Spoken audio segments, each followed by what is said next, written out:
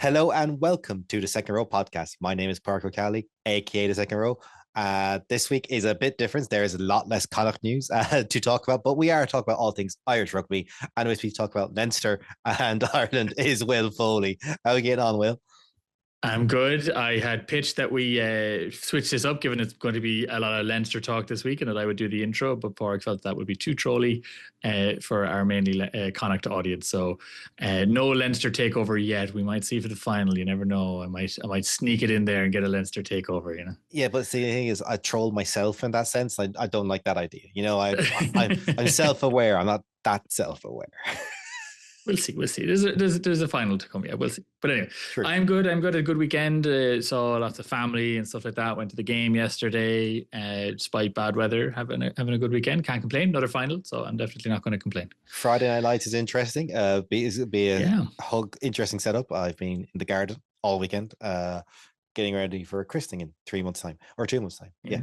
So got to get ready now, apparently. But sure, it's all good. Keeps me busy. Keeps me on my toes and makes me feel like I live in my house and not renting it, which tends to be a thing when you're always on the go. You're like, yeah, I live in my house. Do I? Have I done anything to it yet? Have I put a hole in a thing? No. So let's get cracking into some rugby news. There's been another Munster shift. I think this was rumored for a while. I'd heard it anyway. That Jimmy Duffy has been confirmed to be the forwards coach at Munster. A wealth of experience.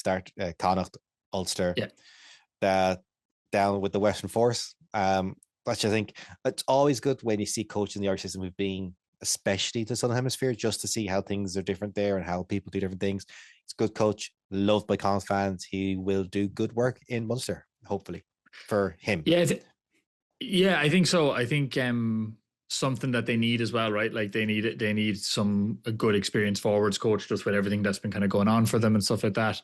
He, like as you say, wealth of experience. So I think the thing we're looking for out of Munster coaching in Irish rugby is just a bit of settlement, just a bit of it'd be nice to have a couple of years without major announcements around coaching at rugby at Munster. So hopefully this will be it. But yeah, good to keep him in the Irish system as well and stuff like that. That he's not moving abroad or anything. So all positive in that sense. Yes, and Alex Codling's got to Toulon, so that's why that replacement needed to happen. Yeah.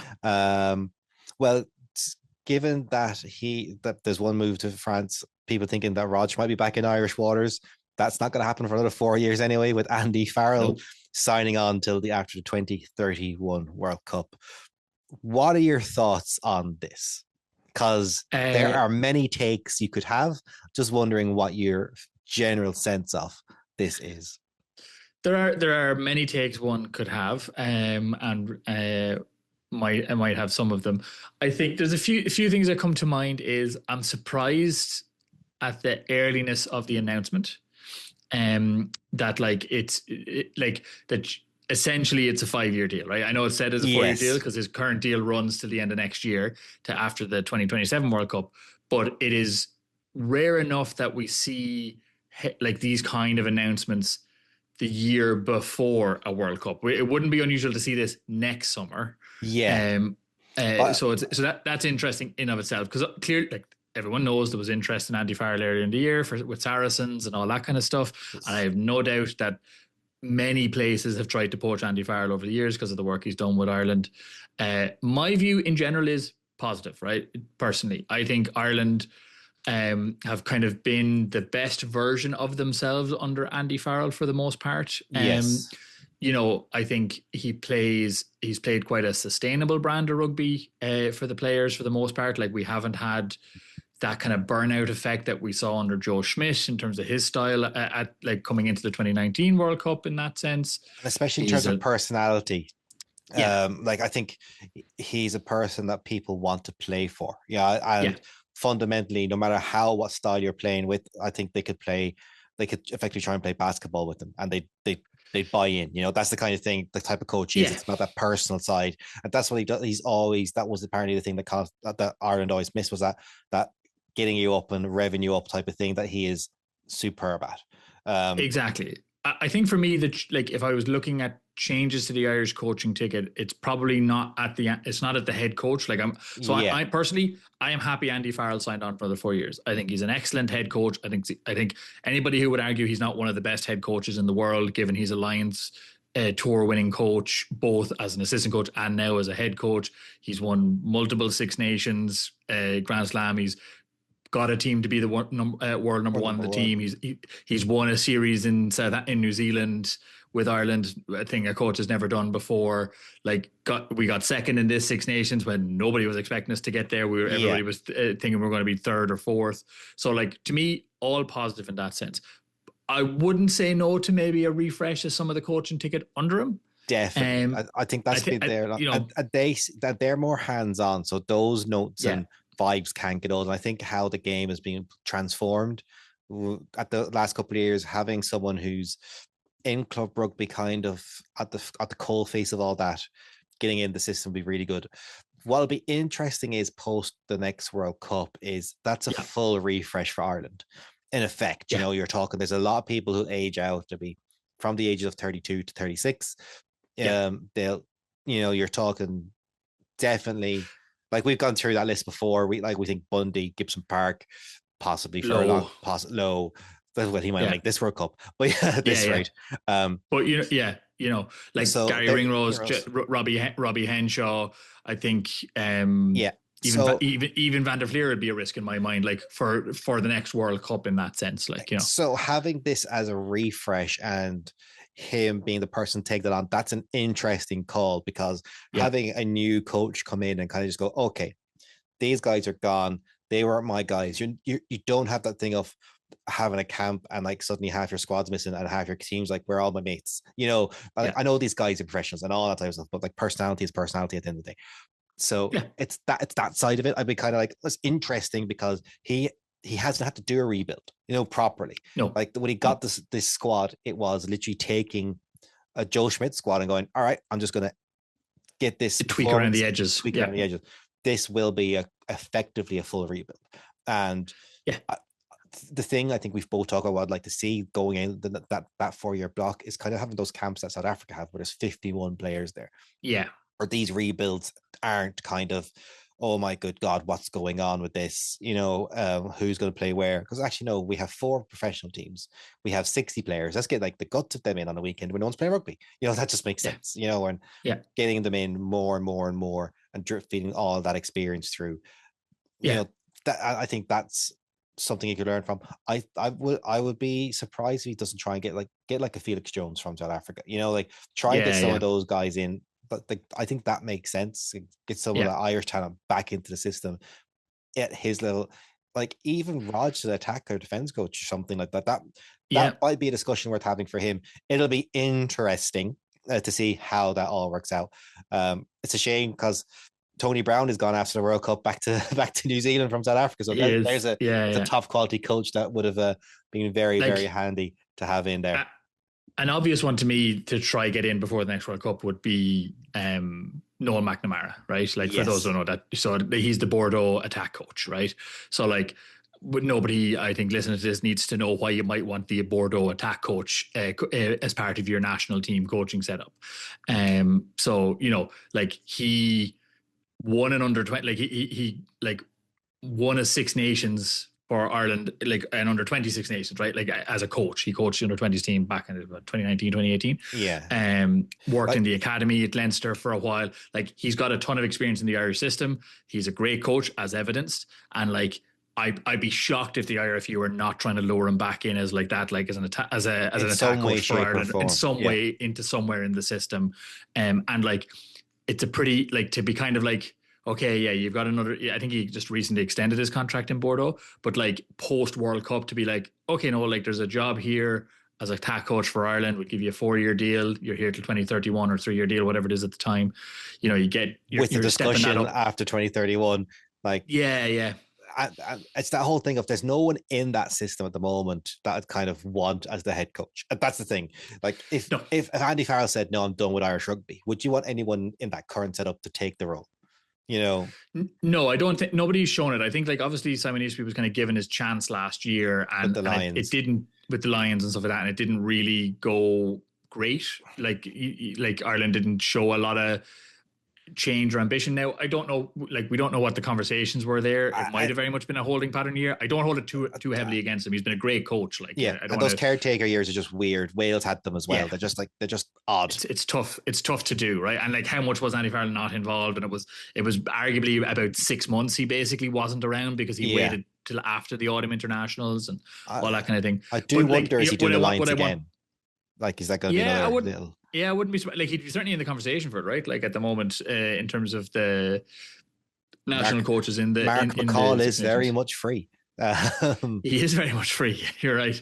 But there's I think in that sense, I would normally not be in favor of a coach staying on as long as he has, to be honest with you, right? Like Yeah, normally I'm kind of like 5 years and you should move on because your familiarity with certain players kind of makes it unlikely, particularly at a national level. I think at a club level, there's an element of like you just have to be bringing new guys through the whole time anyway. Like you and can't rely on the old faithful, and they're gone for half the season with internationals every yeah, year. You know what I mean? So it's less of a problem at club level in my view, but at international level, like we've seen it time and time again, not just in Ireland but in other countries, where coaches just become very reliant on their guys for very obvious reasons. I actually don't really hold it against the coach. I think it's a natural bias of the job.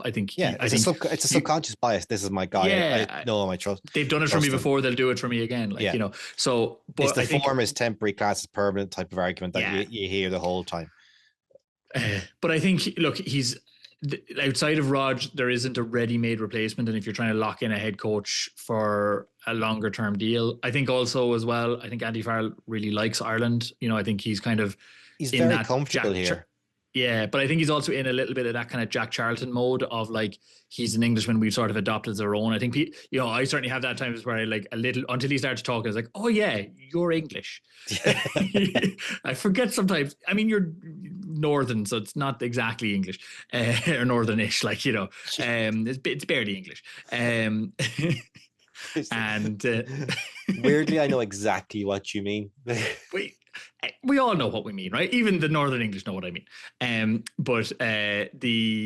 So like I think he's not. I'm not saying in any way he's as beloved as what Jack Charlton is in the Irish psyche in terms of Italian 90 and all that kind of thing. But in that vein of an English coach, an English player who's come over and sort of like brought their own culture, but also kind of adopted the Irish culture a lot, and like has a real love, it seems, for here, and like he's living here and stuff like that. It's like his kids are growing up here and stuff like that. Like he seems very happy in Ireland. Yes, and I always come back to this of like, particularly when people were like, oh, the RFU must be throwing money at them. I'm just like, I think the likes of Lancaster, like all those 2015 coaches that got absolutely hung out to dry, that coaching ticket in England that got hung out to dry. I don't think there's enough tea in China to put them back. Yeah, I just don't know, like that. Yeah, it's such a burn. Like it's such a break of trust and a burn of them that I just don't ever see it happening. And Ireland was their safe haven, right? Like all of those coaches ended up in Ireland for a period of time, but particularly Lancaster and Farrell have been the ones that have been the most successful out of that activity of coming here. And like Ireland kind of like took them in a little bit, be like, it's okay, come in. You won't get the same scrutiny. You're clearly talented coaches, and here's a system where it's all about making players better and perform well. Like our goals are like England's like goal every year is World Cup and Grand Slam. That's it. Like if they don't get that, it's a failure. Whereas in Ireland, it's like we want Six Nations and Grand Slams, but like top three, we pay the bills. There's a kind of consciousness of what's it about, and at club level, like Lancaster's proven with Leinster, and I think he's doing it with Connacht. If you can improve players, just get them playing well, you will win matches, and you will do the job of what the province is supply quality players for the national team. And to coach well in Ireland, I think you have to understand and buy into the system. And as a coach, Lancaster buys into, I want to make players better. That's it. Like he doesn't care.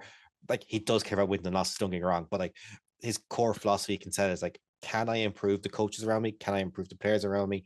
If I can do both, we will win games. That is it. And I think like evidenced by when it was announced last year that Lancaster was coming to Connacht, there was nothing but excitement about that. Yes. Like across Irish rugby, like obviously in Connacht specifically, but I think in all provinces, like, great, this is fantastic that Lancaster's back in Ireland coaching a province because he's an amazing coach. Look what he did with Leinster.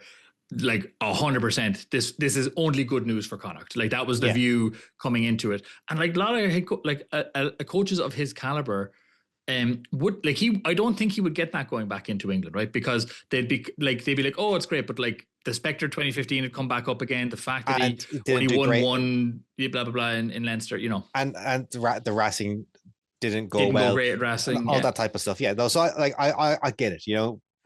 No, but and I think that applies to Farrell as well, right? I think he's like, I like the system, I work well in the system, I have a lot of credibility here. My family is settled. You know what I mean? Like he said it himself in the kind of thing of like, it was an easy decision. We love it here was kind of his comment on it. Right. Yeah. And I think people like, we often talk about these kind of signings in very kind of clinical terms, but like people take jobs because like, and stay in jobs sometimes because they like family them, and right. Like, it's disruptive to move, and like if it's disruptive to move and there's not a ton of benefit, like if IRFU are still giving him a good enough money that it's not like he's not getting truckloads backed up elsewhere, and his family are happy here, and he feels he can still do more with this Irish team, which is another reason he'd stay. Yeah. Then he's staying. Like, why would he go somewhere else from that point of view? Yeah, I would assume that the standard 6-month clause where IRFU can ship him out, which is in every contract in Ireland, without having to do the big, huge. Yeah, if he doesn't make it out of the groups next year in the World Cup, and then we come to get the wooden spoon in the Six Nations, he's gone. Like, that's not going to be an issue. I think everyone's got to put the contract. Yeah, in Ireland, it's proven in the privacy of the provinces that those contracts aren't worth crap when someone wants to go. It's contracts are made to be broken. That's it, and I think that's Andy Farrell. Definitely, I think it's positive with an asterisk. World Cup dependent. I think that's kind of it. Like good World Cup and the first year afterwards, see how the rebuild goes, and then go from there. I want to, before we move on to some more URC bits and kind of before we get into Leinster, I want to just be annoyed at the Prem and the Champions Cup, because as of today, last night or Saturday night, what day is it? I'm tired. The all regular season games were finished. In the URC, you play 18 games a season. Top 14, they play 26 games a season. That season's so bloody long. And in the Prem, they play 18 games a season, home and away, to qualify for the Champions Cup. In the URC, you have to win 10 games. This season, you had to win 10 games. In the top 14, you've got to win 14 games. And this is in a league. So roughly, for most people, roughly half or a little bit more than half your games you got to win. 55 to 60%. Yeah. Which, like, in practical terms, just to put it in practical before you go into the Prem bit, what that basically means is you have to win all your home games and a couple of away games. Not all of them. And it's real hard to, like, top 14 URC, it's hard to win away games. But that's what you're talking about, is like win every home game and win 2 or 3 away games. You're pretty much guaranteed Champions Cup rugby from that point of view. And like in the top 14, that's a league where the top 6 has changed all but one team, Toulouse. But the other 5 teams in the top 6 are different from last year. Completely Bordeaux different. didn't make it in. Bordeaux will not be in the they will be because they won the Champions Cup, but otherwise would not be in the Champions Cup next year. No, they finished 8th, so they would have been in it anyway. They just didn't make the barrage. They didn't make their own playoffs. They didn't make the barrage. The barrage is the top 6, which I love the system. I think the URC could do with that system. It will help with the travel and stuff like that for the teams. Anyway, in the Premiership, it's 5 wins. 5 wins has got a team into Champions Cup. That is what just over under. That's under 30%. That's 25% of games. That's less. It's like 27-ish percent, 28-ish percent, right? So like it's a quarter of your games basically, or a third of your games nearly. That is ridiculous. How can a league that says it is a quality league have that type? Like it's more the Champions Cup has that many bloody Premiership teams in it that only 2 teams from the 10 in it don't make it the Champions Cup. It's just a ridiculous thing. And when the Champions Cup goes through another makeshift maker do, like let's change up because English rugby isn't happy about the quality of it. You're the problem, guys. You're the problem. Stop being crap. Have a competitive league. Learn how to defend. Or get more teams back into it. So at least it's 8 of 12. Like stop. You pulled up a drawbridge with your a couple of weeks ago and with your relegation thing and stuff like that. Yeah, it's just shocking how a league can be that bad.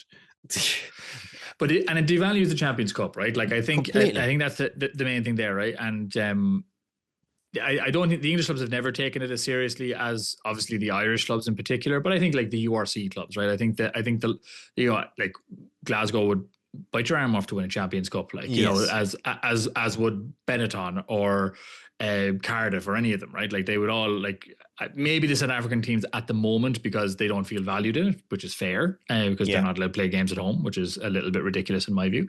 The That's French at knockout teams, stages. They can during the phases. Yeah. In the phases, the knockout stages is what I mean. Sorry. The French, like there are French clubs that take it very seriously and care very deeply about it. Like not every French club, right? And we all complain about sometimes they prioritize the top 14, but I think we can't underestimate how like important the top 14 is as a tournament in World Rugby in general, as a club tournament in World Rugby, because it's the most it's self-sustaining profitability without union backing. Like it's it's incredible, and the only good one. Yeah, and in that sense, in terms of French clubs, all the French clubs care once it's knockout rugby. They dial in the second they're in a competition, like, oh no, we can win this now. Like, oh, crap, you're interested, and that's it. Yeah, that's kind of it. You need to get, if you want not to have French teams in knockouts, have better quality coming from England and the URC in the group stages to get them out of the competition, so they don't care. It's very much do as what you want. Get that. But I just can't. I just annoyed at how the Prem, and it's always England giving out about the English press giving out about the Champions Cup and this and the other. It's like, look at your own league. You are shit. It's just so, it's ridiculous, and you are the problem here, not everyone else. Yeah, and I think you could like it's always been a ridiculous statement to think that like the French have it easy or something like that to get into the league, right? Like there's been an argument about the Irish clubs back in the day, like pre-URC days, to be like, they can rest their team, like Leinster and Munster and all that could rest their teams and like they had an easier league. And I think like if you go back 10 plus years, I think that's probably a relatively fair statement, right? There's an argument to that, yeah. There's an argument to be made, but I'm talking about like 10 plus years ago. Like you're going back to 2015, 2016 kind of timeframes when the Italian clubs weren't doing as well, the Scottish clubs weren't doing as well, all that kind of stuff. But it was also, that was a time when it was the top four plus the best from every country in the URC. There was kind of like that you weren't getting the top. Yeah, Italy were getting in regardless and stuff like that. Stuff like that. Whereas now it's top 8 and that is it. And that, you can see the difference in the URC, how that has impacted the quality of games, the fights, the last game of the season, all those same things. It's made a difference, and 100%. But like the English clubs are the ones that have it easy, right? At the moment. Completely. And I think that is evidenced by their general performance in the Champions Cup in the last few seasons, right? Maybe one team makes it to the semis or the quarters. Obviously, like Bath made it this year. Northampton last year. Northampton got there because Leinster shat the bed, right? In that sense, I would say Bath get there because Glasgow underperform. Not Glasgow, sorry. Who did they played in the quarters? I can't remember. They played another English club. They played Northampton, I think, actually. No English team who had to play a non-English team got through. That's kind of in the knockout stages. And then they got hockeyed by Bordeaux, essentially by a Bordeaux off form as well. Like Bordeaux didn't play well that day, and they still beat them well. So you know what I mean? And like Bath are the best team in England, arguably, right? They're one of the favourites to win the Prem this year. And like, I think we saw this in like, I think it is underestimated how much the Champions Cup is a test ground for how you're going to do in the Six Nations, right? Yeah. Like, and I don't think they recognize this in England, where it's like, they wondered why they performed poorly in the Six Nations this year without looking at the times they play the European clubs, which is the majority of the players that they play in the Six Nations. When they only take players from the Premiership teams for the England team, you're like, okay, so you're struggling to beat French teams, Irish teams, Scottish teams, and on occasion, Italian teams in the Champions Cup. Why did you think you would steamroll those countries in the Six Nations. Yeah, it just comes out because those players have no fear of your players because they beat them at club level on a regular basis. Yeah, and I think it's just it annoys me every time I see a link to an article from the English press about like the Champions Cup is based, or you see or some businessman from England going, well, you're not making enough money for Champions Cup. Like, but this is all your fault. Like, it's genuinely all your fault. It annoys me so much. And you saw this thing of them going on about the South African clubs, right? About, the South Africans are pulling out of European rugby and they're pulling out of. I was like, South Africans aren't pulling out European rugby. They might pull out of the Champions Cup because they're not getting the value they want out of it, but they're heavily invested in the URC. They're shareholders in the URC, and they're going nowhere. Everyone's bought into like. If you look at how everyone outside Wales in the RC talks about the South African teams, it's very flahula. It's very, they have brought in, they've made us better, they've increased the competition, it's really, really good, it's great, that yada yada yada. It's generally 90 to 80% positive in the Europe, and this comes from France as well. It's like, oh, it's a hassle, oh, it's this, oh, it's that, oh, it's this, oh, it's that. You're like, lads, you haven't there, like, if you want to get something out of something, you got to put something into it, and they're putting nothing into it, like whatsoever, in terms of like meeting the South Africans halfway.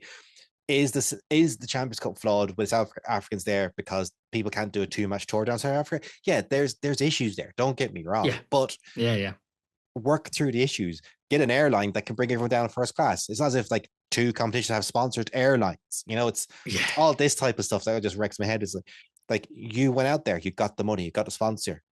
They're solvable problems. These are surely also, this is a solvable problem. Yeah. To my point about playing players that you're going to play at international level a couple of times a year makes your players and your teams a little bit more familiar with them and how to play against them and their techniques. Yeah, maybe it is valuable, and maybe we will see this over the next couple of years, that it is valuable to teams like Ireland, no more than it's valuable to the South Africans, to know these players better and play against them on a weekly basis when we get to, say, a World Cup and have to play them in a quarterfinal or something like that. Yeah. That having a bit of familiarity about, like, I know that this guy is weak on his left side because I played him at club level 6 months ago and he was weak on his left side and I know he hasn't, you know what I mean? Those little details that are never going to show up in a coaching thing, but are just going to show up in the fact that I'm not afraid of Ed Netzebeth because I beat the crap out of him in Dublin 6 months ago.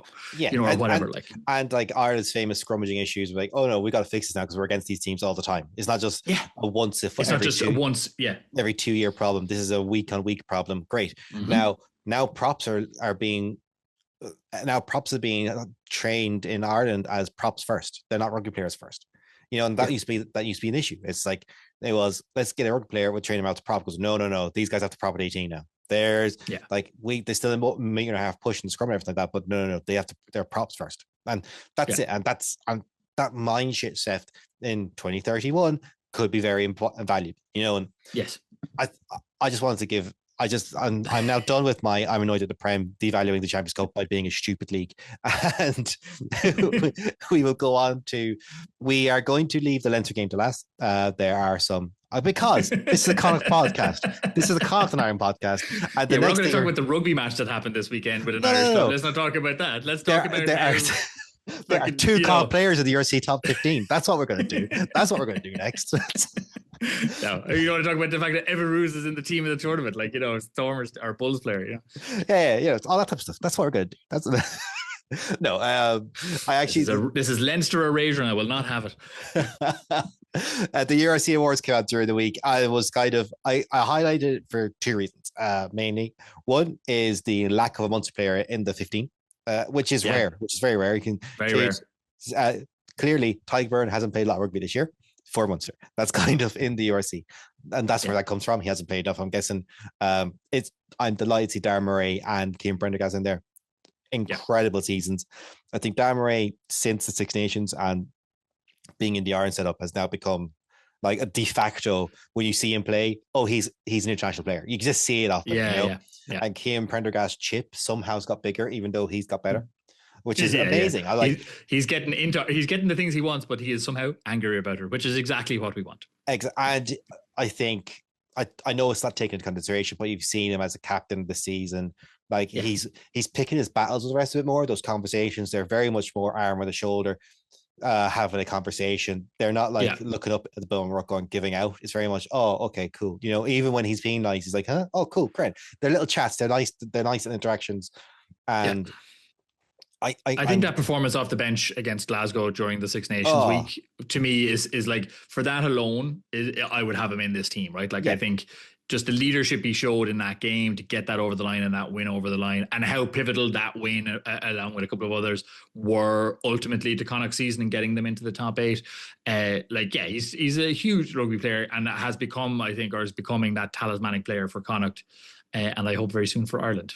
definitely. And I think for the Irish representation, like Clarkson is there for Leinster, Yeah. McCluskey's there for Ulster, like obviously, and Werner Koch is on the wing for Ulster. And like, given how I say he must be a stats leader in like tackles and for wingers in Yeah, tackles and yeah. meters run and work rate. Did you see how he signed off his little note I leaving? didn't know.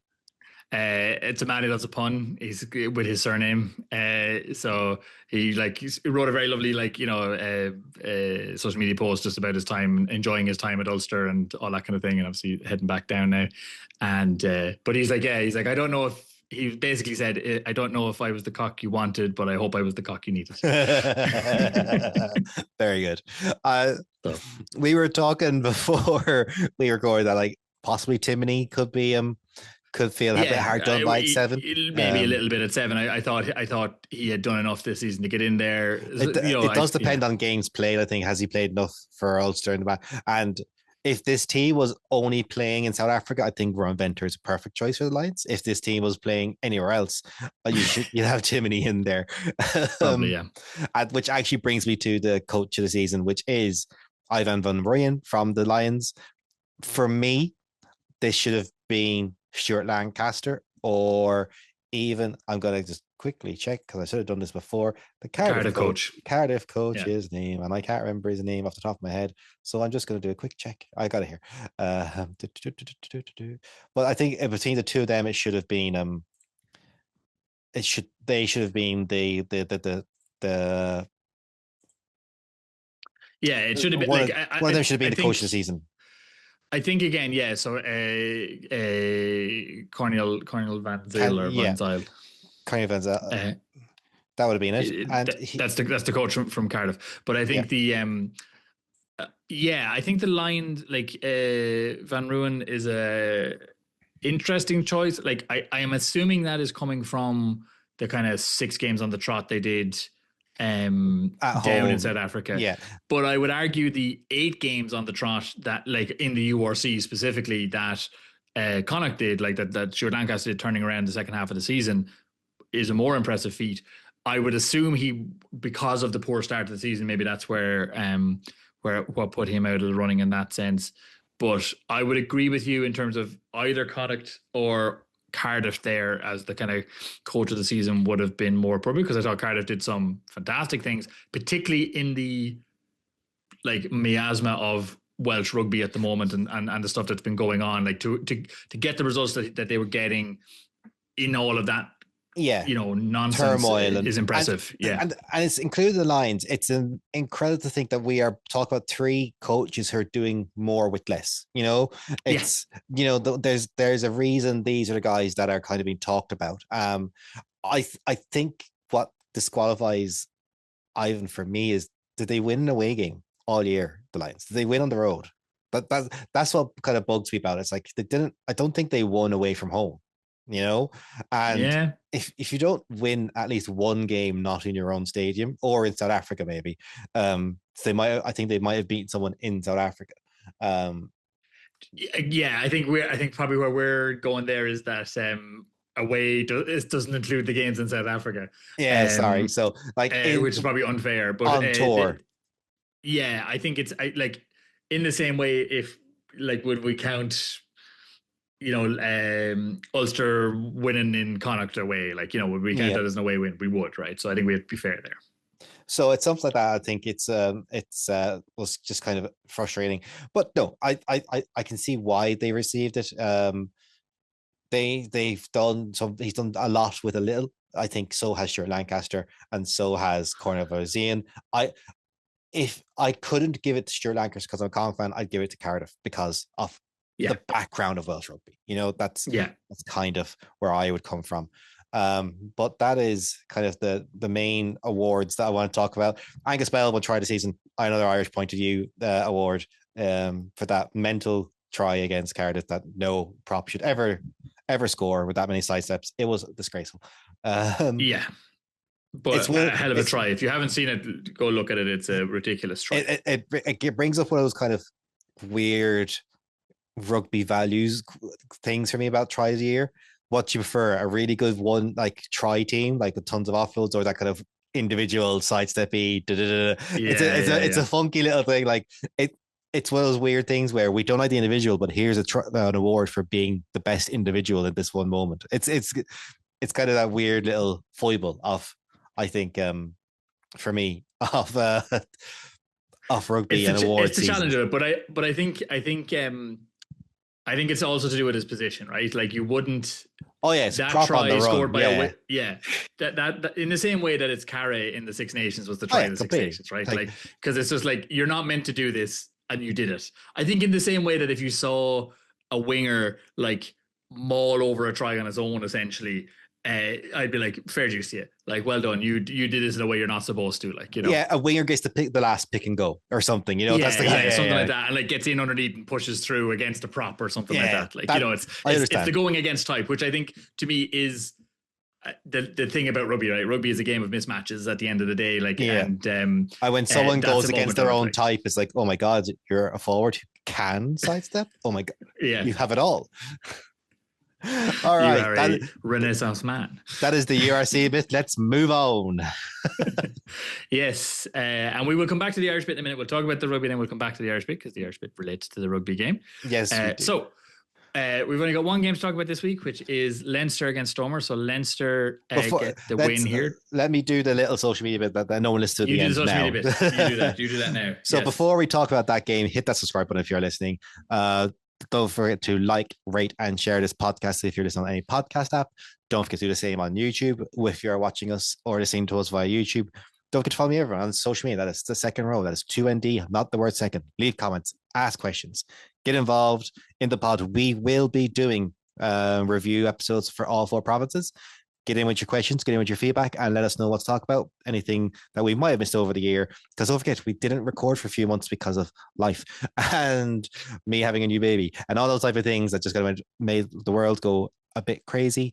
So if there's anything we missed or you want to hear an opinion on at that time, even get in touch so we can kind of just factor it all in. If you want me to take over this podcast as a Leinster podcast for the final, just get in the comments now.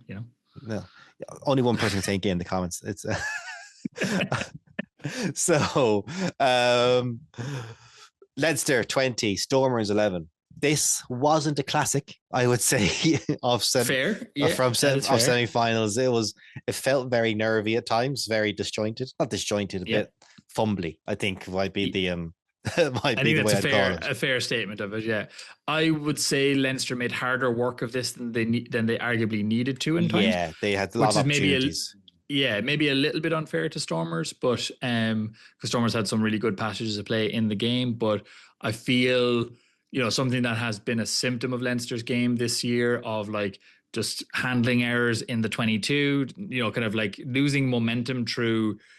Not under pressure moments, right? Like obviously there was moments that were under pressure, but there's plenty of a missed pass or a knock on in contact, kind of sloppy play in places, not securing the ball in that sense, and then just ruining a bit of good momentum. And that's kind of one of the things I felt watching this game over the next 2 weeks. Do you think the Leinster coaching staff are going to quite literally just kick high balls up in the air because? The kicking strategy, a lot of purchase out of it. Yeah, they got a field territory out of it, but no one was regathering. Like even on Stormers kicks, true. A lot of balls were hitting the ground. A lot of balls were being knocked on. Like don't get me wrong, the territory was being won, but I don't think they were winning possession of the ball back. They were just getting the ball down the end of down the end of the pitch. And I think And I will say, Stormers I was got, at the game. It was a very swirly wind, right? So like there was a lot of kicks that you could see players having to readjust under the ball as it was coming yes, down. So I think I'll give a little bit of leeway to some of the players, like on both sides, like Stormers players and Leinster players, where just they would run into position, you'd see them backtracking. So I think tapping the ball in a direction became the easier thing to do because you weren't yeah. exactly in the right spot at the right time. But I think the point still stands, right? They weren't regathering well, even though they were getting the territory gains out of it. Yeah, and I think Stormers were getting more gains out of broken field play. They're like the second the ball got scrappy, Stormers knew now we get wide, now we do this, and that's where you saw those small pressures on Leinster's defensive system because it's turnover. That's what that law, that wasn't a law tweak; it was a law clarification on the escorting it's all about. It's like it's create that ball on the deck and that bit of chaos and what happens then, and the next ruck then, because everyone's offside at that stage because the ball was just mental, all that type of stuff. That's why it's there. And it's something for Ireland, because I think Ireland reported in Six Nations just gone. It's going forward. These, you know, Keenan was caught a few times with a high ball. He had a great game, but he wasn't very good under the ball. Like, don't get me wrong. Yeah, Jamie Osborne as well. You know, like these guys know how to catch a ball, but it's like you said, the wind didn't really come across on TV. But I would literally be punting that ball up and making them catch the ball for a week of their next 2 weeks, just to kind of go, this can't, if we're going to have a kick chase, or we're going to be kicked that a lot, because Bulls looking at that game kind of go, all right, up and under, that's fine. Let's just put pressure on the ground and let's see what happens there. Yeah, I think they will do it a good bit. I think as well, like Gibson Park had a good in general kicking game in that sense, right? Like I thought he kicked smartly in that sense. I thought Prendergast and Byrne both kicked smartly as well for the most part. There was very few, like obviously there's a very obvious one where Prendergast hits there's a few in the head, but like you're just like, what are you going to do? Like Gibson Park is not paying attention at all, and he just fully clocks him in the head. It's like these odd things happen.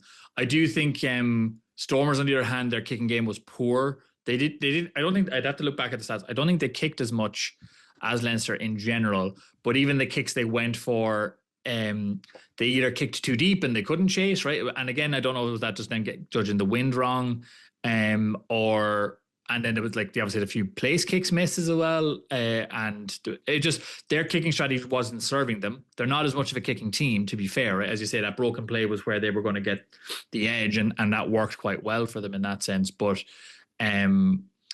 so I think, according to the URC stats, Leinster kicked the ball in play 31 times to Stormers 30. And it was a lot more even then. Okay, and Leinster's kick success percentage it was 100%. I don't know what that was based on. Like I don't know what the logic of that is. Yeah. Whereas the Stormers was 67%, but Leinster's kicking meters was less than Stormers, and Leinster retained less kicks than Stormers, so 4-7. So it's kind of Well, Stormers kick deep, right? Stormers were definitely trying to make Leinster run from deep in the game. So, and I think if you're deep, I should say, if you're playing against Leinster, that's the smart way to do it. It's a clever thing to do. And I think where Leinster maybe learned some lessons of the last number of weeks is they didn't do that, right? They did not play from too deep in that sense. No. They ran the ball a little bit, like they got out of their 22, but then once it got into one or two phases, they kicked it, right? And they kicked it contestable. So they kicked it to the middle of the field and let people chase it and stuff like that. So they weren't trying to just boot it all the way back downfield and kind of get into kick tennis in that sense.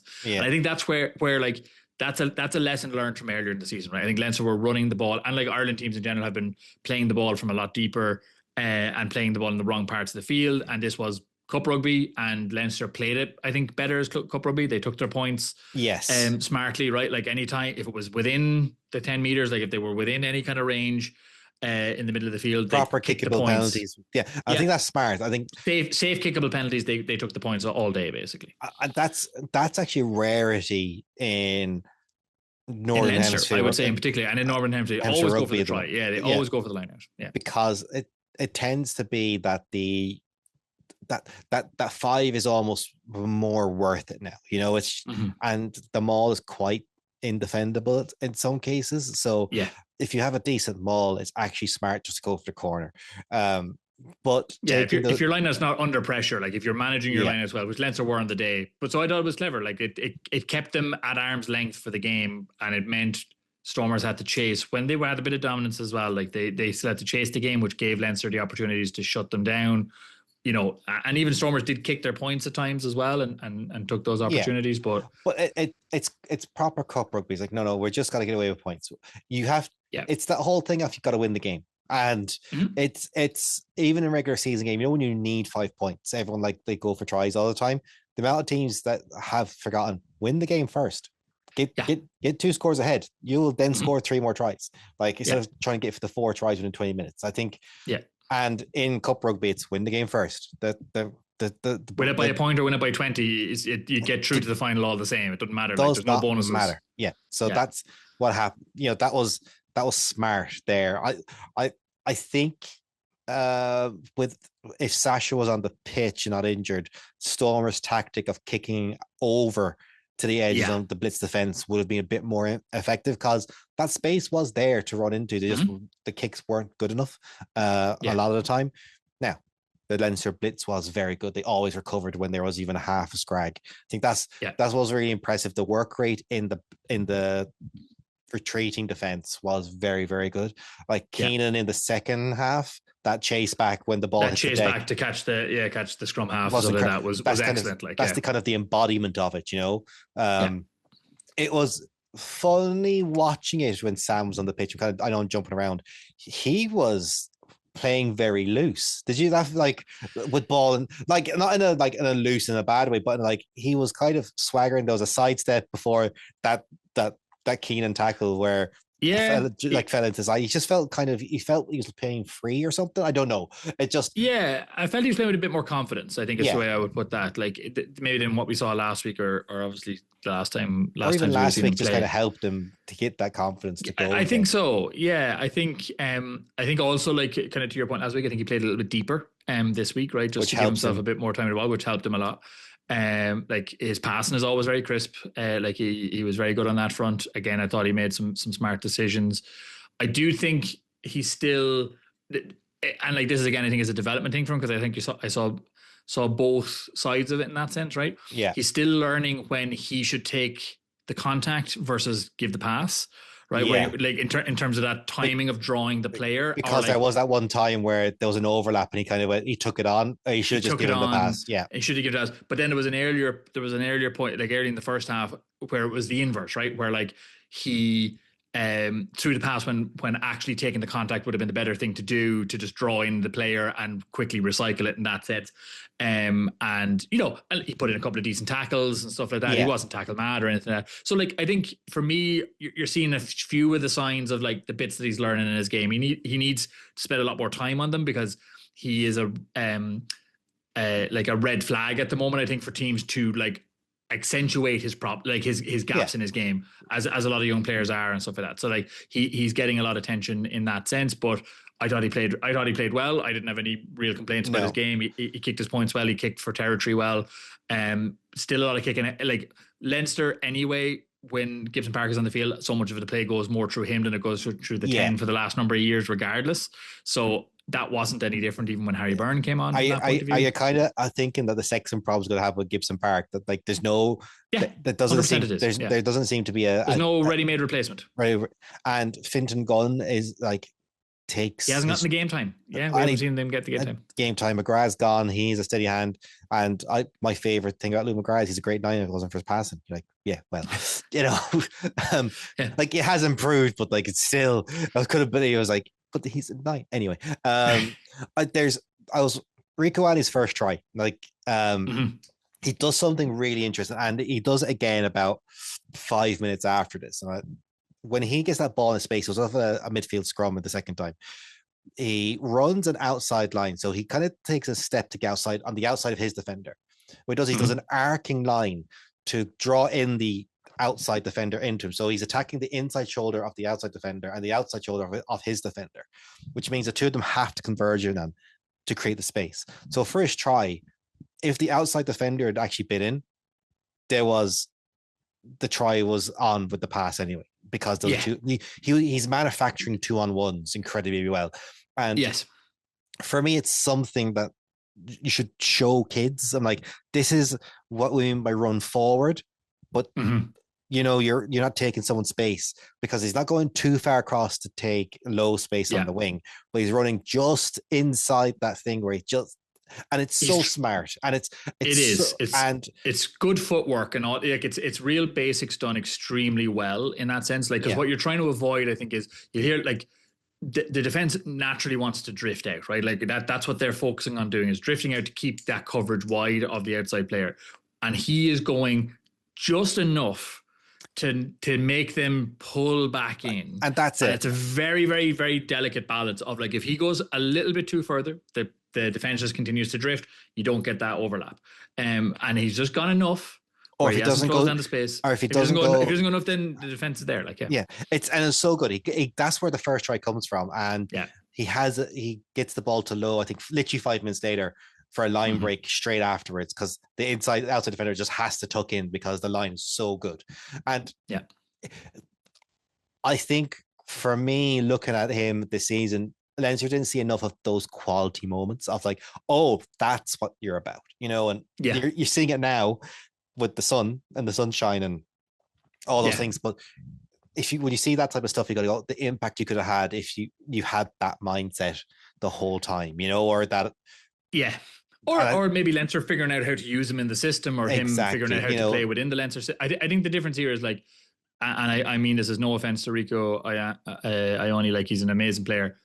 Jordy Barrett's one of the best players to ever play rugby, yeah, and you could insert him into any team and he would have been exceptional. And I think he set such an incredibly high bar that that's yes, what we assumed we would get with anybody who stepped into it from an All Blacks team, and that is an unrealistic bar for almost every player. With the like, could Antoine Dupont do that? Yes. yes, Could like Jordy Barrett do it? Could Sasha do it? Yes. There's a few players out there that can do that, but you could count them on one hand.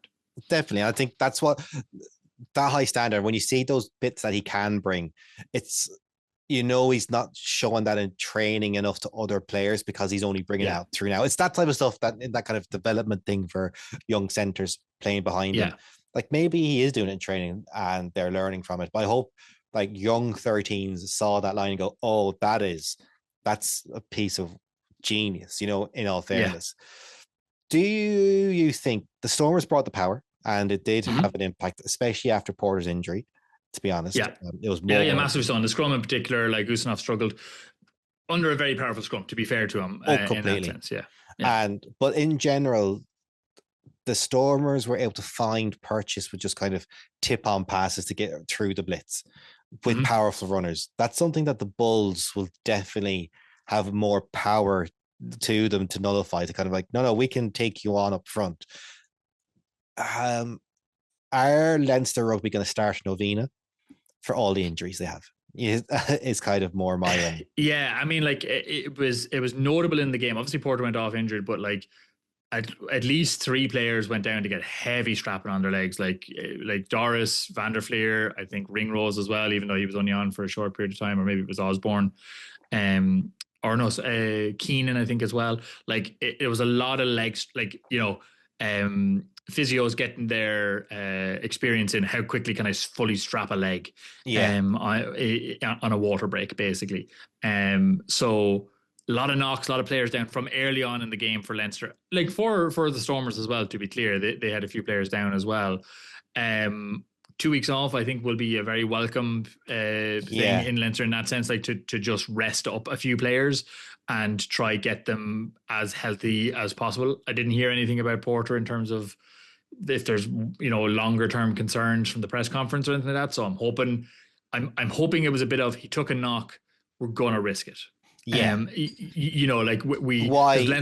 Leinster had a try up at that point. They were kind of 7 or 10 up, and you're like, okay, we're going to take the chance that we've gotten enough of a lead that we don't need Porter to see out this win, and we can make sure he's there for a final because we will need him in a final, kind of thing. Yeah, That's what I'm hoping it was. yeah, for sure. For Leinster, he's so vital to everything they do. Yeah, What? What? That's not even a worry. It's just that many players injured. Just it disrupts your plan. Like, and yeah, Even just training, even just getting ready for the next 2 weeks. Yeah. If you've got a lot of players on the sideline and like or holding tackle bags or something like that, like it'll affect the readiness for a very strong Bulls team who will be fighting so hard to win this after last year as well. Yeah. Like, And I think like having Slimani come on and play so well, Conan come on and play so well, it just helps kind of go, all right, our prep might be right, but we have a squad deep enough to kind of to combat this again, you know? yeah, and I think we would have said this throughout the season for Leinster, and it's a common theme for Leinster at times is like the subs are the difference maker, right? And it's not that the subs are better than the starters; it's more the subs versus the subs. It's just the talent that Leinster have on the bench, the likes of a Jack Conan, the likes of a Rabbi Slimani, to come on, Gary Ringrose as well, and stuff like that, to come on versus what a lot of other teams have. Just gives them that extra edge. And I do think like that's what was the close out of the game was like Jack Conan, I thought was fantastic when he came on. He really injected that kind of energy early when he came on. He had a great like line break almost immediately when he came on the field. And I think that's what Leinster needed at that time was just that drive. Yes. As much as that, I think it would be wrong to also not point out like the Stormers' discipline. It probably cost them this game as much as anything else. Like they were in this fight to hell. and then they were down to 13 men. Like last 20 minutes of the game, their discipline absolutely fell apart. Like and I don't know, was that tiredness? Look, the red card, Ackerman. There's no excuse. There should have been a straight red. No, that straight reds would only happen if he like actually did it and then when he's on the ground gave him a punch, you know, like that's the only way kicked him or something. Yeah, like that's the problem. Like the 20-minute reds nullified what a straight out red can be. It was a huge red and had such an important, like a huge bearing on how the last 20 minutes played out. Like it leads to the yellow card, you know, the pressure that Stormers are under. The kick silly yellow, like such a silly thing to do. Like, but here's the thing: that yellow happened was given after a try was scored. It had no bearing on the score. It didn't stop anything. No, and that's kind of the thing. Like the South African fans are right annoyed. Like it was a soft yellow because more than likely it was a soft yellow. I don't think he just puts his leg. You know, like but he knows what he's doing. Yeah, but it didn't lead to another try being scored against you. The try was happened anyway. Yeah, the try happened anyway. The yellow's card was given after the fact, after it was looked at. That's when the yellow was for cynical play. Like the yellow's given because you did a cynical thing. You didn't stop the thing happening. The try scored anyway, and it was called back for that. So and it wasn't another. That was the last try. It wasn't another try. There wasn't another try, and that was it. And so Leinster. Now that's the question. Leinster played against 13, didn't score again. Do you was the game locked 9 points up? They're down to 13. We don't need to push anymore. Half the team is injured. We just need to get through the next 20 minutes. I felt it was more that. And it wasn't even 20 at that stage. I think it might have been 10. Like I think it was around the 70-minute mark that he went off for that. And I think I felt it was more, okay, we've won now. Like they're down to 13 for the remainder of this game. We are 9 points up. If we get down there, like if the opportunity presents itself, great. But let's just contain them for 10 minutes and just like see this game out. You know, I think that very much what it was. And they got down into the 22, like in that next 10 minutes, I think possibly coughed it up again through a knock on or something like that. But again, I think it was we're playing rugby down in their 22. So like, who cares? Like we just stay down here for as long as we can. Like it doesn't really matter. No, I think seeing it out is a big thing. Not conceding again is huge. You know, it could have been a very different second half, especially with that little scrap of the tunnel, which the thing is, it's nice to see that both teams care enough. You know, I know that sounds really silly. Yeah. Doris got the emotion was high. Doris gets the smallest of bumps in the world and turns it into a full out melee. And you kind of go, great, this means, and not that you want every bump to turn into a melee, but you know when this happens in the tunnel. But I think it's because as well I would say as well, like it wasn't, so it was a very small crowd, right? Was the other thing I'd say for a semi-final. That's the concerning thing for me is just how small the crowd was. It was about 15,000 at it, like teeny tiny crowd, but an engaged crowd. I will say, right? Like the crowd that were there wanted to were up for the match, right? Like in that sense, they were. I'm so glad you didn't say wanted to be there, because they paid for take money for tickets. Of course, they wanted to be there. But like they were up, like as in they were interested in there. I go to, I'm a season ticket holder, so I'm at a lot of Leinster matches, and there's games where they're just there because they're out. It's before they go for pints, like, you know, kind of thing, or like it's something to break up the day, and you've already paid for it because it's a season. Like this is different because it's knockout, but they were invested in the game, right? Like there was a lot of reaction, there was a lot of conversation. They were cheering for everything. They were celebrating the small victories. You know, there was a lot of tension from the crowd, but not tension in the way that would lead to that kind of like scuffle, right? You know what I mean? Yeah. Like particularly at halftime, Leinster weren't like, there wasn't, you know, sometimes in those games where it's like close and it's a fight, and like the halftime whistle is blown and the crowd will get that big kind of roar as like, you know, of just like a celebration of like what's happening in the first half. There was none of that, right? Like the halftime games, like, okay, good, we're in a strong position, this is great. Porter going off's not great, but like, okay, we have this game in hand, we can see this out, this is positive, like we felt in control. So there's nothing from the crowd that's driving that scuffle in the tunnel. That is entirely the players. Yeah. You know, so like that's why I think it's good to see in that sense. They're not feeding off like a fever coming from the crowd in that moment. No, and it's good to see. I think I personally, I think Irish rugby press and maybe Leinster fans should kind of go, oh, it's hard to sell out this big a stadium constantly. Let's on give a week's notice.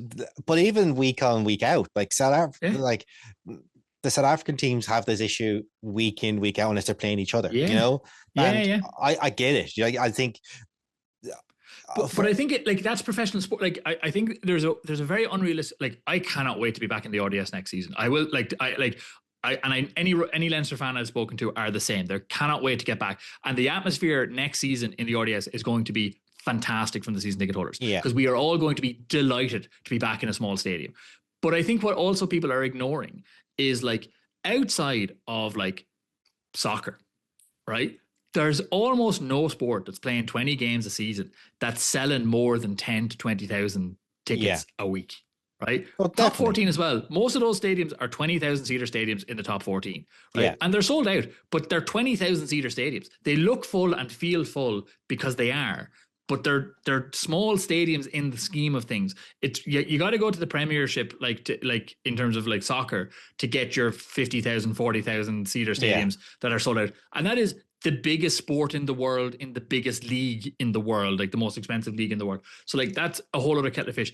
NFL, sure, play 8 games a season, you're going to sell out 50 to 100,000 seats. That's like, we would have the same in fucking rugby if we did that. Like, look at the Six Nations. Yeah. Like, you play 5 games and you can sell 50 or 60,000 seats. No, of course you can. It's more that kind of that nod to South African, like the 4 teams kind of going, yeah, geez, I think all 4 go. You'd love to do a few weeks in a smaller stadium just to kind of be a bit tighter and on top of each other a bit more. It does work. It does help. It makes a big difference. I think, like, it's not like, I think there may be a perception in the provinces or in other places that like Leinster like playing every week in the Aviva because maybe it makes them feel like they're more the Irish team.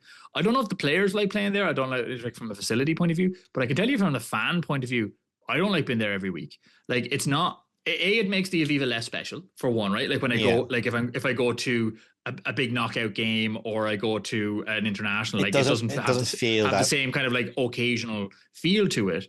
And like the closeness of the small stadium matters. Like it makes a big difference. Like, you know, the right size for the audience makes the experience better. Like that, but it makes the TV experience better because the sound is more focused. It's louder. It's all of that type of stuff. Yeah, no, it's more that kind of Irish press has this fascination with how many people are at a match at all times.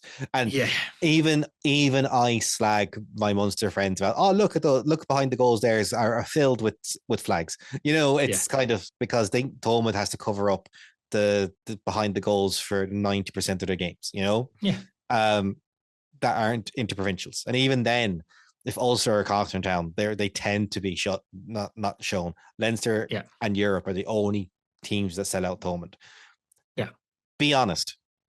Were you annoyed they picked Croke Park on a Friday night, not Thomond on Saturday, or just to be a troll? The trolling would have been funny. I'm not going to lie. The trolling will be funny. I am worried about sellout. Right, I wasn't sellout last year in Croke Park. For the game, for the same game. I think it was about 40,000 or so 30, added yeah. last year. So somewhere in that region, like high 30s. So in that sense, yeah, I would prefer a Park Equive or a Thomond or something of that nature that is more of a 30 to 40,000 seater stadium. That you could sell out, right? And again, this is where the Aviva would be better because you would get 40,000, 35,000 And that would added and just it'd be more feel more, full. yeah. Yeah. And that slight, and Croke Park has that problem in general. For that bit, if it's that bit emptier, like in that 35 range, it Yeah. feels way more empty It than it feels very actually empty. is. Yeah. I will say that watch any like like Dublin hurling game, right? That they play in Croke Park, right? Where it's like half empty in that sense in terms of the GA.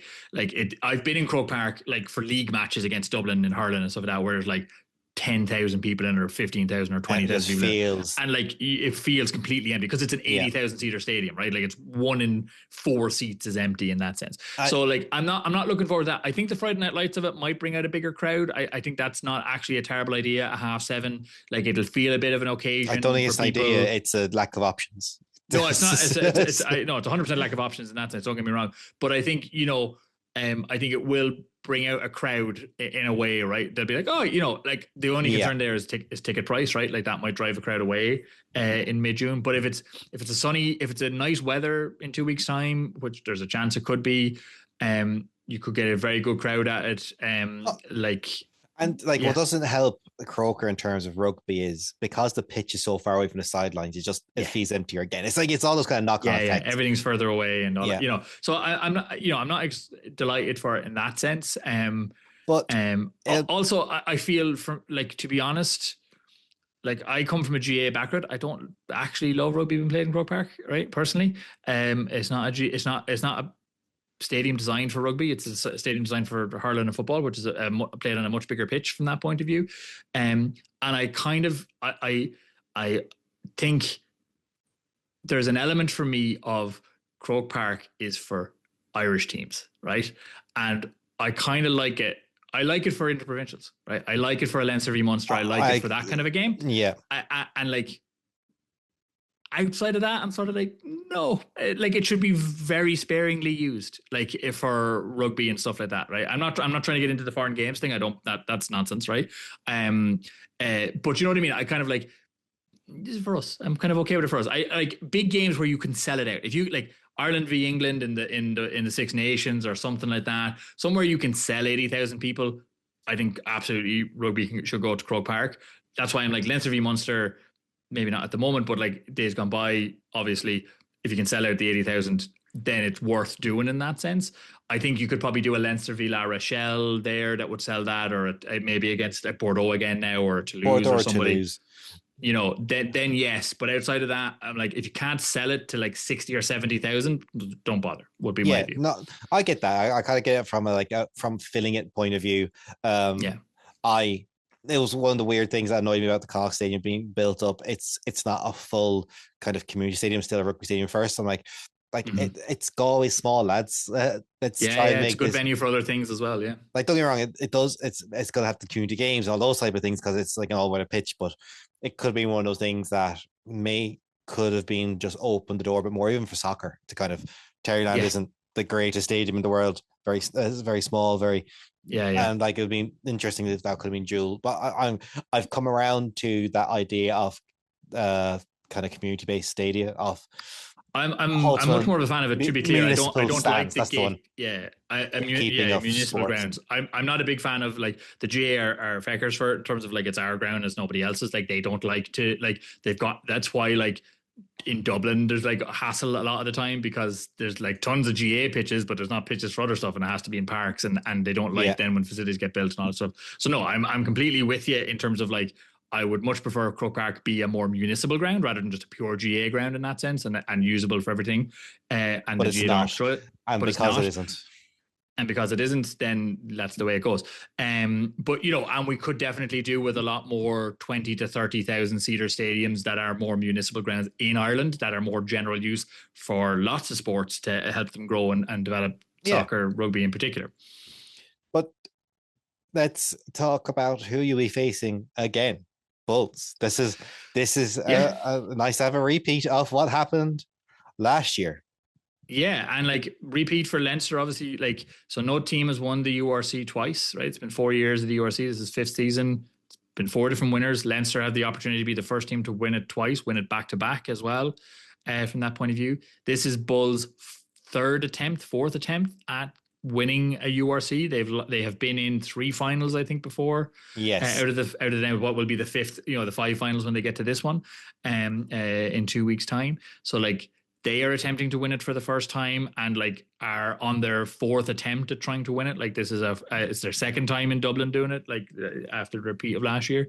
So, like anybody again who is like complains about the URC being a Irish league or Irish dominated, when sure half the winners are Irish so far, right, in terms of Munster and Leinster, but Glasgow have won it, Stormers have won it. Like it's been spread around, lads. Like you can't be. It's not. This isn't like Leinster winning it back to back every year in the Pro 12 or the Pro 14 eras and stuff like that for a long time.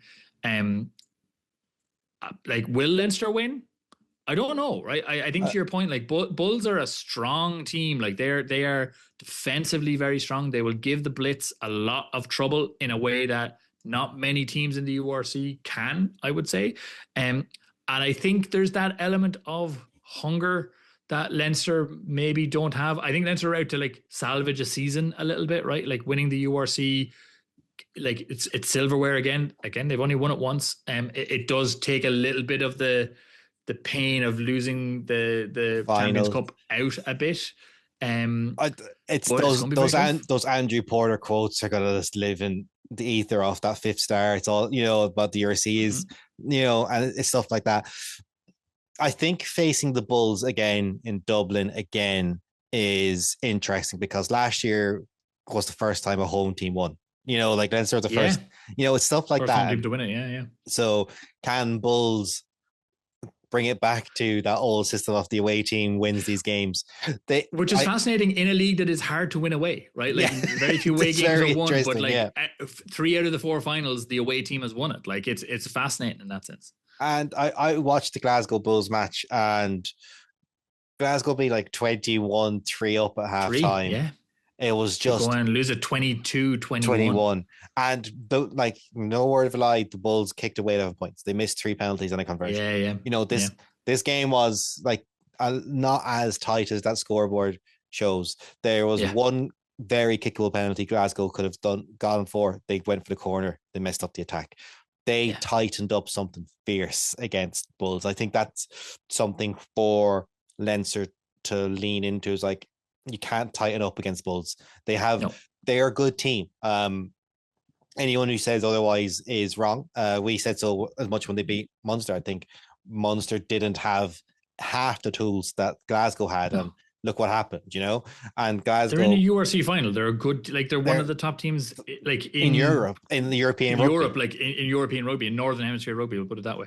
And like they have incredible power. They have pace in the wings. They have those elements that are not good for Leinster to face, in that exactly. sense. I think that's what it is. I think they have a lot of when I say like there's a lot of teams that can't deal with Leinster, what I mean is there's a lot of teams in the URC that are not set up to play opposite Leinster style, right? Like I think in the same way that Bordeaux were were a team like their tactics don't suit Leinster, right? Like it's like fighting a southpaw. Like if you're right-handed, it's like, oh, this is harder to defend against because of just the way you play. And I think Bulls are in a similar vein in that sense of the way they play, the way they run at the game will be harder for Leinster to contain than say the Stormers were, or like even at Glasgow. I think Leinster probably could play a bit, like could contain at Glasgow a bit better just because of the power game than they will the Bulls in that sense. I think I'm happier to be playing it in Dublin than I would have been to be playing in Belfast or somewhere in Scotland or Northern England or something like that, that we would have been against Glasgow. But I'm not confident that will beat this Bulls team. No, and I think what they will have taken is, and they are territory teams, so they will try and kick long to you, make you play from deep. They are good in the air, which we saw against Glasgow. They have that ability to turn defense into attack very quickly. But they are card prone. they are penalty prone. Yeah, They yeah, are they're ill-disciplined. disciplined. Yeah, They, and Leinster which will exploit that. Leinster will yeah, make use of that, particularly in a home game. definitely. But they like to have the ball. They like to play territory, and it's gonna be weird. I think it's a clash of styles to a degree. I would fancy Leinster because they're at home more so than out. That's the only. I think this is actually quite a 50-50 game. On neutral territory, it's 50-50. In Dublin, it's 60-40 to 70-30 Leinster.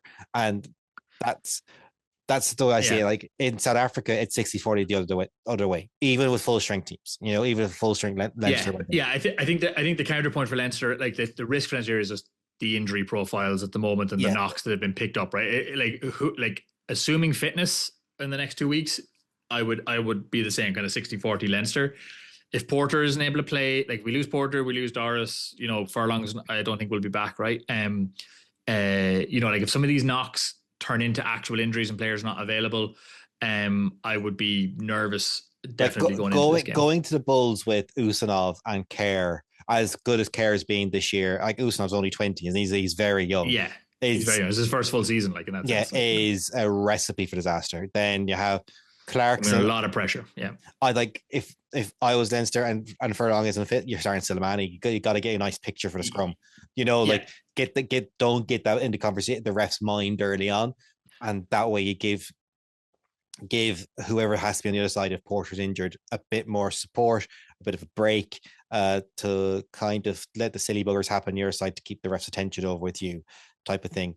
But then even the second row, it just feels like there's just the wrong types of injuries through the spine off Leinster. But Dublin, Croke Park, hopefully 40,000 fans should be enough to get them over the line.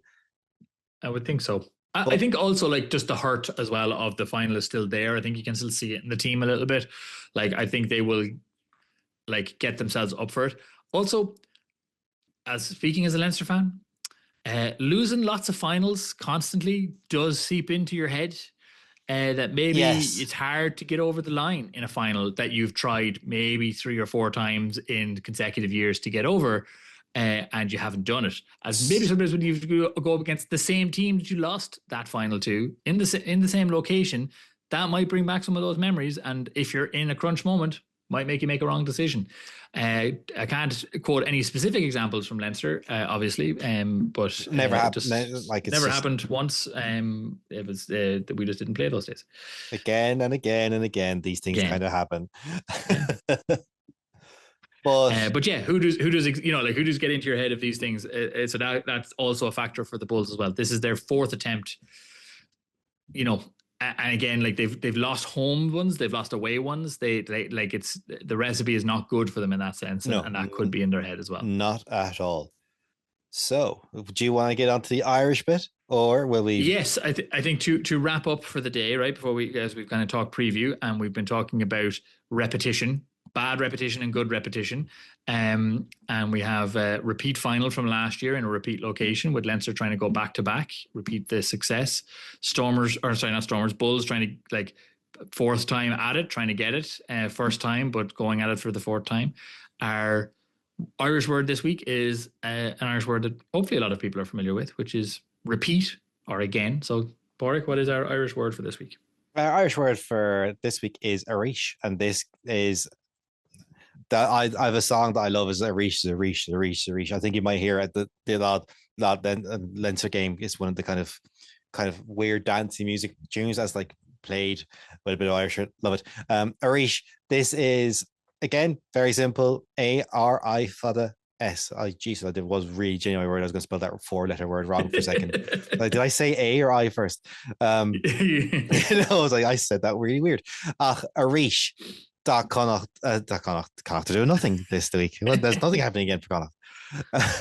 Tá line in the Bulls again. It's Arish and the gan Kaikish. Tá shit Arish again. It's Malaklia. Tá shit tá na Bulls. I got Arish lai Canish a Wochins. I guess Arish tá na line Gagusas and Clifford Shaw Mar Lice Hish, Collins, Moore. So again, the Bulls and Leinster face each other. Again, they're playing in Dublin. Again, the Bulls are trying to win a final, and again, Leinster using this final as medicine for a very hard defeat from previous. So it so suits what's happening in 2 weeks' time. It's the perfect word, and again, an Arish repeat as Arish. These same things are happening, and it just means always these. No matter what happens in the season, the best teams make their way to the final, and that's what's happened here. That's just why what we've gone on this season. Yeah, I think on that note as well, obviously no rugby next week because we have the break before the final, so we will be also taking a break next week. But we will be back in the feed for the final, one way or another, good or bad. Yes, we will take next week off. So thank you everyone for listening. We'll be back in 2 weeks. Remember, if you want to get involved or want our opinion on anything or something else, get in touch. So until then, thank you all for listening and goodbye. Bye-bye.